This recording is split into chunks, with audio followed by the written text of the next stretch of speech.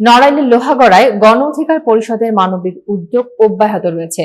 বৃহস্পতিবার তৃতীয়বারের মতো অন্ধ ও অসহায় আনোয়ারা বেগমের খোঁজ খবর নিতে তার হাতে খাদ্য ও বাজার সামগ্রী পৌঁছে দিয়েছে সংগঠনের নড়াইল জেলা শাখা।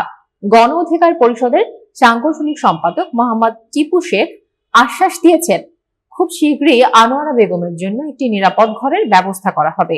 এ সময় উপস্থিত ছিলেন গণ অধিকার পরিষদের স্থানীয় নেতৃবৃন্দ ও গণমাধ্যম কর্মীরা। মানবিকতার এই কার্যক্রম প্রসঙ্গে নেতৃবৃন্দ বলেন, আমাদের আশেপাশে অনেক অসহায় মানুষ রয়েছেন।